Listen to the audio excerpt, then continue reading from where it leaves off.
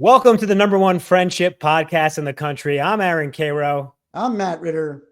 And make sure to go to manoftheyearpodcast.com to grab our merch. I'm wearing one of our shirts right now. Oh, yeah. And go to YouTube to watch our episodes. Guys, double trouble today. We have two guests.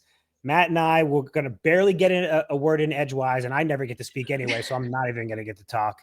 Real life best friends Delaney Buffett and Katie Corwin are the stars and writers of the new movie Adult Best Friends, available now on Max. Stream it, guys. Delaney is also the producer and director. Welcome, Delaney and Katie, to Man of the Year. Thank you for having us. Very excited. This is probably very silly, but have people given you like a Brangelina sort of Kalani type nickname? Kalani in like fifth grade, it was Kalani. We called to be clear, we called ourselves that. I don't think anyone everyone called else. Everyone else had a nickname. Why not us? I think we called ourselves that. And Katie, It didn't catch on. Ever. So that kind of gets to our actually, before we even get into anything, do you guys want to tell our viewers sort of the basic gist of what your movie is about? By the way, we both watch it. It's hilarious. Delaney, I messaged you. It's great. You guys did an incredible job. Mazel tov. Incredible. Thank you. Do you want to take it or do you want me to, Katie? I don't mind. I'll do it. Sorry, we always go back and forth. It's about two friends. One of them gets engaged. Katie's character gets engaged. She's afraid to tell my character because they're very codependent. So she takes her on a trip to break the news. It is not based in reality in terms of the plot, but it certainly touches on the idea of, how friendships evolve from childhood to adulthood. And there are parts of Katie and me definitely in there. And we've gone through some of the emotional moments, but we always like to clarify that the plot, not to spoil anything, is not, we made all of it up. I love the movie, and I don't know if you guys know that you're the female us. And Cairo and I have been friends. Not a compliment, by the way. Okay. Cairo and I have been friends since before you guys were born, and I am married with a second kid on the way, and Cairo is still out pounding drugs in West Hollywood. What? I didn't know what you were going to say that I was pounding, and it somehow was worse than what I thought you were going to say. Very relatable to us. And Cairo, and the best part, Cairo married my wife and I. Oh, wow. That's so nice. Yeah. Yeah. Matt asked me to officiate his wedding. He said, roast me. And of course, two best friends, both of them comedians. I did not hold back. I mean, people were like, oh my God. I'm like, he's fine. People's grandmas are he knew. Getting up, walking out. That's so funny. Hey, Katie, are you married? I am married. Yeah. Okay. And so was Delaney your maid of honor? She was not. She was my sister was my official maid of honor, but when it came to like the speech, like the main stage, that was all Delaney. And I would say like emotional support. Got it. Throughout the process, like you can really only put so much on family when you're like asking them to look at placemats for 6 months leading up to like a party. So only for Katie, low tolerance for that kind of stuff. How was the speech? It was so good that now she writes freelance wedding speeches for people. She was like immediately hit up for jobs. All right. Well, Delaney, we are the same person. So no, this is Cairo. This is Cairo. He's like literally the wedding. I've officiated 4 weddings. Wow. And on my Hinge profile, I basically say to girl, like, so of the 4, one couple's divorced and 3 are still married, including Matt, obviously. So I have 4 in a like this, and I say, guess which one is the divorced couple, and people. Do your friends love it? You have a pretty good record. Yeah, 75% is better than national average. It's early yet. A lot of people for yourself, right? No, I'm good, but I'm just saying premature to give this guy a high grade on these, new marriages. A lot of people. I'm 8 years. I'm 8 years in with a second kid coming in 2 weeks. So I'm locked into this. I'm locked into this thing. Long haul. Long haul. I did want to ask about, kind of the feedback. Like, I just felt this movie was so real and it felt like so now. And I just can imagine you're getting so many people going, oh, that's me and my best, because literally Kara and I'm like, oh, that's us. Are you getting a lot of people going, hey, that's us? Like, like, I'm just curious, what kind of feedback are you getting from people? Yeah, I mean, there's a lot of that. And I think that's like the most we could ever ask for. Like, that's like our favorite compliment when it resonated with someone, anyone, but like even extra points if it's not a 33-year-old white woman. If we're like, oh, like we reached out like to anyone else, like that's awesome. Like that we was able to be, That's what we realized about doing this friendship pod for, two white guys in our 40s. Like, these themes are super universal, like things that you're going through with your best friend, like everybody's going through, and I think that's like, I was like thinking about that too. We talk about this on the pod. And I'm just curious your thoughts on this of like seasons for friendship. We talk about this a lot, that like when one friend shifts into a new big phase of life, and obviously marriage is a big one, kids are another big one, like how to sustain that, I mean, like I'm curious just like what you guys kind of learned or thought about, from doing this movie. Like, what have you gleaned about friendship when, women or just friends go through that separation phase, and like how to maintain the friendship? I think we learned, like, I think we learned a lot from the process in general, and that, like, just making this movie, that was this was a big step for us, and I think that made us closer than ever. And then in terms of marriage, like in the speech that I gave for Katie, not to bring it up because it is brought up all the time. I'm just kidding.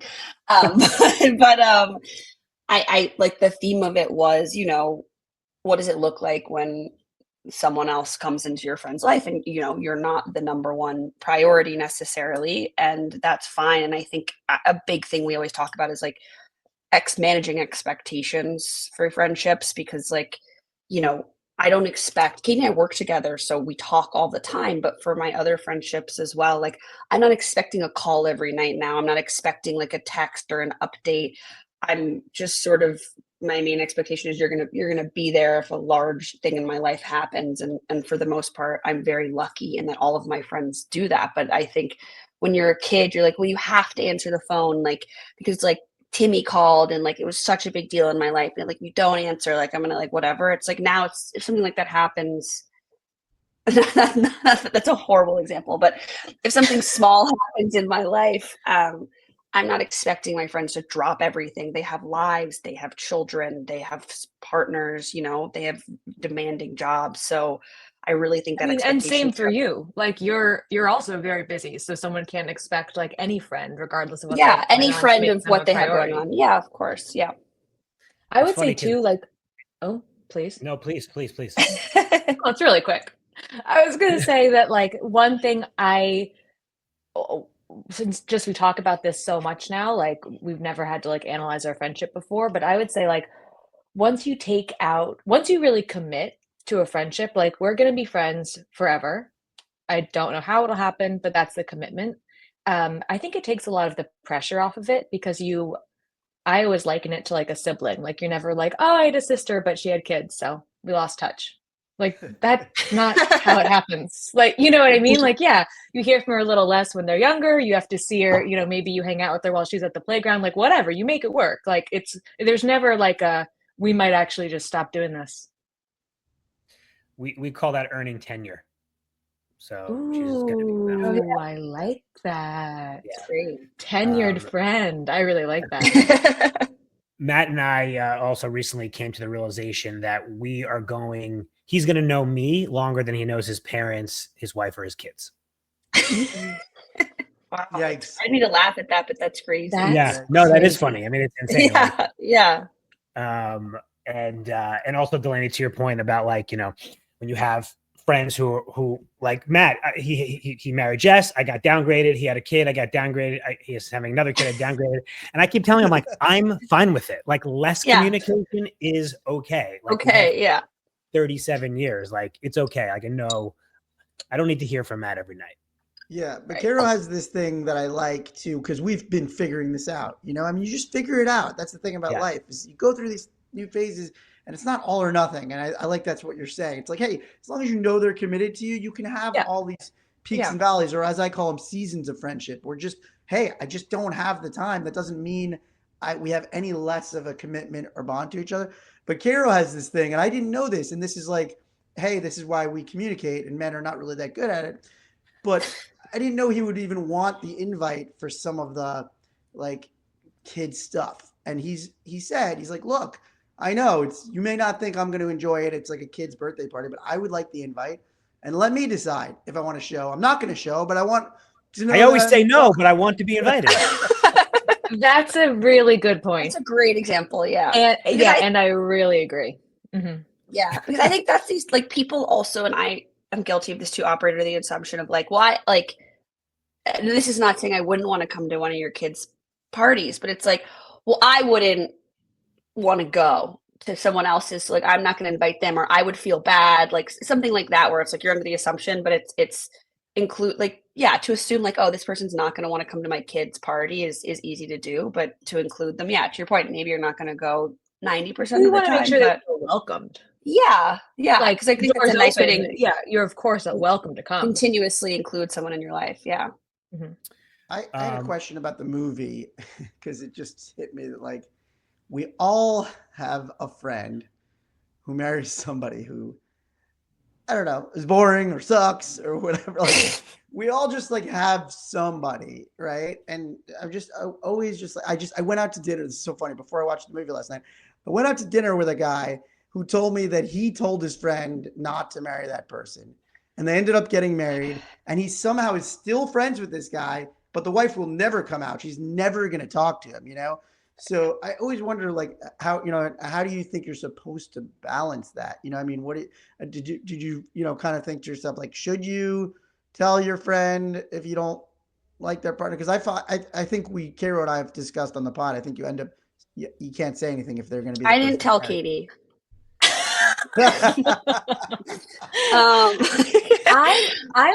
I always say unless they're in danger, I think more or less across the board, unless someone asks for your opinion, I think you just shut up. I agree. Because like you said, people don't people want advice, but they rarely take it. And I think there are not many, but everyone has that situation. And I think like every time I've heard that similar story, and they married them anyway. Correct. And right. yeah, and then you're like, yeah, you know what? I knew it's boring. You're right. I'm out. Yeah. I'm out. My friend wasn't on board. Yeah. My friend didn't like him, but no, oh shit, I almost just spilled my coffee, or I did. I'm on the page of you kind of, to Katie's point, unless it's like very dangerous, like a two drug addicts in a relationship or something very dark. I think you keep your mouth shut. By the way, the guy who told me this story, he's like, yeah, and she would like fake medical emergencies and stuff to get his friend to come down. I'm like, oh man, actually that is one when you tell the guy. She sounds bad. Yeah. I'm sure she's terrible. People still marry people like that. And then you're like, I've given them all the facts and they don't seem to be responding to the facts. It's not even my emotion behind it, but. Well, I feel like that also almost like takes away the autonomy of your friend. It's like, they know. Yeah, they know. And like, you don't know, like, I know you think you know better than they do, but like, it's their life. Like, yeah, I think we all think we know what's going on behind closed. Like, you know nothing about anybody's relationship that is not your own. I think. But totally. And the number of times I've said in relationships that I shouldn't be in, where I'm like, and this is a classic. It's like you just don't know what it's like when we're like alone together, and it's like, I don't. And now I can't fight back at that, but it's true. Like you don't know, as cliche as it might be, you don't know, and yeah, the person knows. The person is aware of their partner's flaws. They're just choosing to. They're also the flaws as you see them. Yeah, that's what I mean. Like, you're not your friend, right? I mean, that's what too in this movie. It's like these are two different, wildly different people. So of course, your view of this guy is going to be different from hers. Mm-hmm. I don't know. I disagree with you guys. I think you have to say something. That's your job. If it's an inner circle, not some random friend, you have to tell them this person sucks. You have to say it once. You have to say your piece. You have to do it diplomatically.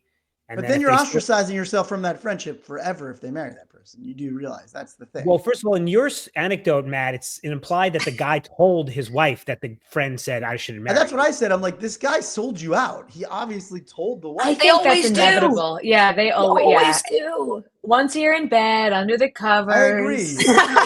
Listen, Cairo knows anything he tells me, Jess is privy to. That's right. Just how it is. Yeah, which is why I don't tell you very much anymore. But the fact that this guy told his wife that his friend told him that he shouldn't marry her. I don't think it came out like that. I don't think it comes out like that. How did it come out? I don't know. I'm saying I don't think he probably. He probably didn't point blank say that. Where's your line for like, when do I step in? It's like, I think she's annoying. It's like, well, you're not marrying her. Right.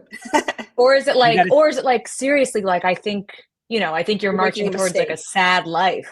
She fakes medical emergencies. No, that's a pretty high threshold. She's got Munchausen syndrome. Like, what are we doing here? That's what I was thinking. Don't drink your coffee. Yeah. Yeah, I think listen, you're hanging out, you have a couple drinks, you go, she fucking sucks, right? And he's like, what? You're like, nothing, I don't know. And just like, you say your case, that way you have a leg to stand on when they eventually get divorced, which they will, or you never see your friend again because the girl sucks. No, but the worst part is it's usually the friend opening the door, like saying something negative about the partner. And then you're like, he sees it. She gets it, whatever. Yes. It's a trap. It's a trap. It's a total trap. It's a trap. It's a trap. Yeah. She's crazy, right? Oh. What'd you say? You're like, what'd you just say about my wife?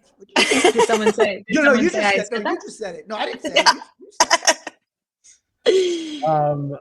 I'm curious. So we touched on this a little bit. So you guys are real life, like childhood friends, like me and Matt. So me and Matt also started working together about 2.5 years ago. Bad idea. Bad choices. All of us. Our relationship, and I'm being a little earnest here, has grown and I know more about. I've known this man since second grade. I've learned so much about him and actually about myself.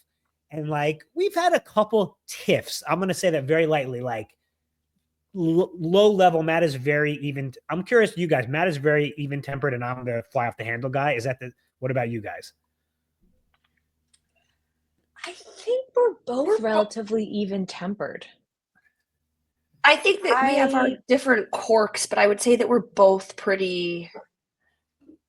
I'd say when it comes to conflict, we both approach it in a very like therapized. Like, I would like to speak to you, like some. You know what I mean? Like it's never like, what'd you say? Like it's never like that. I would like to speak to you. We had a conversation yesterday, and it was like because I wanted to be clear today.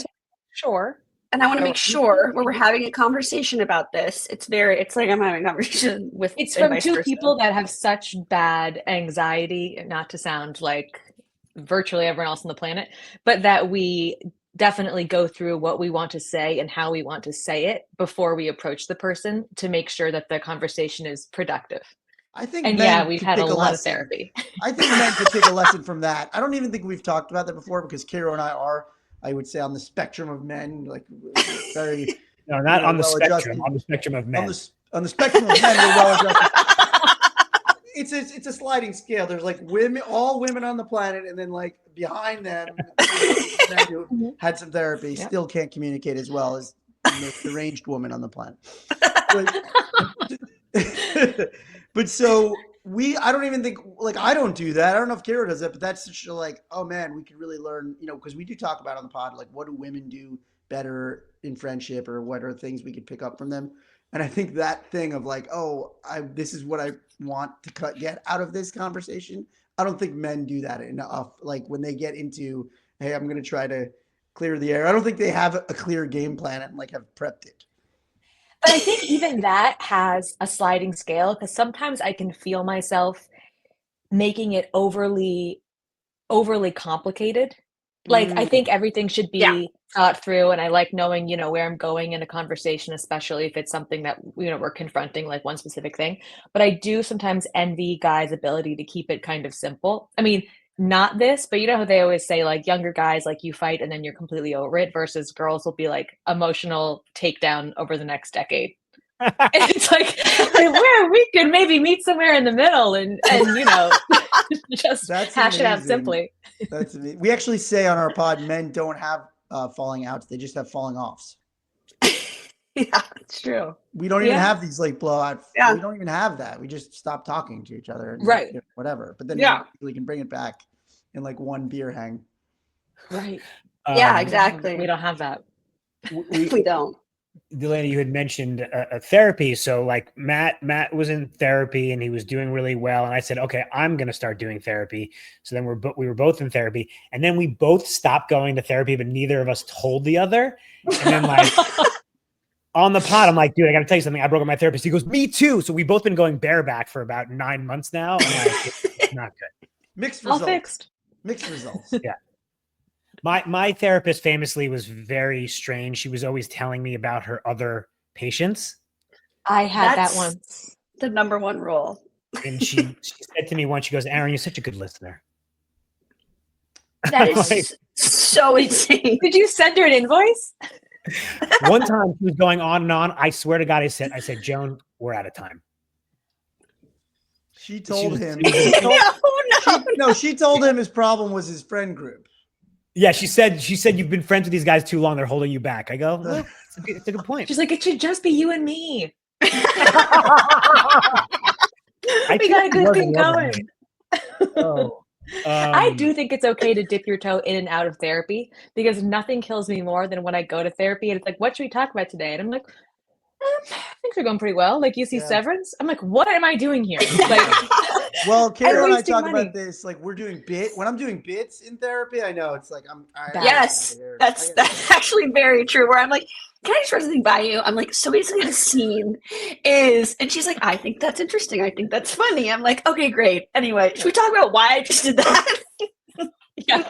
Also, my therapist and my wife's therapist were friends and like former actresses, and like, it's very like only in Hollywood, where your therapist can give you good notes. Your therapist can give you good notes on a scene, Yeah, that's therapy in a self-tape. It would actually be a really good idea if she had the little self-tape studio in her office. This is the lighting's good backdrop. Really good. This is a business idea. Therapy kill it out here. Yeah, therapy and self-tape. That's not bad. No, it's good. You bring everything up to the surface and go. It'd be amazing. Emotions and auditions. That's I good. think of a good name. I'm curious, Katie, do you ever set Delaney up? What's that relationship like? Like on dates, you mean? Yeah. No, set her up to fail. I didn't know you like cheat her up for like a joke. Like, I was like, I guess sometimes. I haven't. I've tried to set up maybe 3 people in my entire life. Whatever impulse, whatever wiring you need to be successful of that, I do not have. They've all been basically gigantic failures. And Delaney set me up once after I was newly single out of a long-term relationship.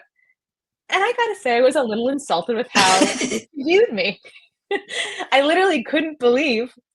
To be clear, I said this guy's very fun. This is a very easy first date. It's not going to be one of those like awkward situations. And we're still talking about it today. So you must have had a good time.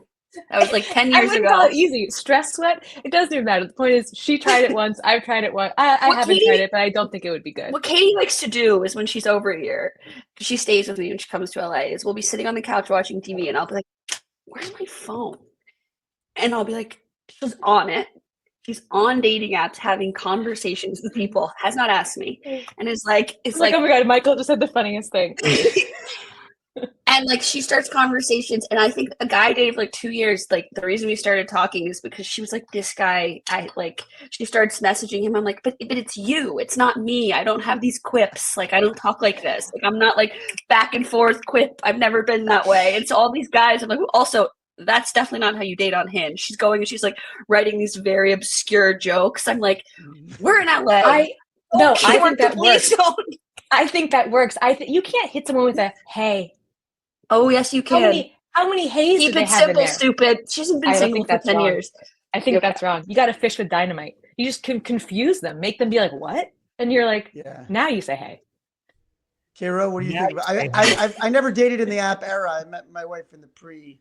Oh, congratulations, Matt. Everyone loves to hear I'm just that. saying I have no What would I insight. do I have no now? insights, Oh but, my but God, every you time guys I've are ever horrible. I can't understand it. Blah, blah, blah. no. Life was But so I good also back in the early aughts. Oh man, blah, blah, blah. Fuck you. Nobody cares. Next topic. so I've also tried to set Kira up. He hates it, but I agree that nothing tells you how your friend really thinks of you than who they're trying to set you up with. I totally agree. And you should see Katie's scale. The older I get, the more she's like, this guy's not so bad. Let's go with him. I'm like, okay. You were sky high. Yeah. Now it's kind of like, same with my mom. I'm like, great. Do you, what do you think about the theory that hitting someone up with a hey, or even just a like using of this their for photo? dating advice on Hinge for your friends? I just really think, no, just getting other people's opinions. I think you have to stand out a little bit. Not so much, not like a what's your favorite breakfast cereal, something that's clearly a copy and paste. I think you go something specific to them and a little unusual. Hero uses ChatGPT. He says, come up with some quirky openers. No, I have a picture of me officiating 4 weddings. It depends. It depends because I don't know. I only see I'm only talking to women on the app, so I don't know what guys are like. I mean, I once had a stand-up bit that like a dating app should be asynchronous so that women are seeing like essays that the men write, like eHarmony, but the men only see photos. Like, you think that any man is looking at a caption going, "Oh, she likes tacos. She must be cool." Like, I really don't think. It's really funny. Like, I skip over the text. Like, doesn't matter. It could be illiterate. It doesn't matter. I literally don't care. Katie, there you go. There's your answer that I've been trying to tell you. Well, we had a theory, and I think you're proving it, that like all this thought that we're putting into responses. We did 2 types of responses on a very long Sunday. Yeah, you did like A/B testing. Wow. Okay. Yeah. I don't think guys like funny. I think you're better off being like, haha, I love dogs. I think. So you did the A/B test. You did the A/B test, and it was one was like a really quirky, I'm fun, I'm funny, and the other was like, ha ha ha ha. Yeah. And let me tell you, we did not like the results. I think you know how it went. Yeah.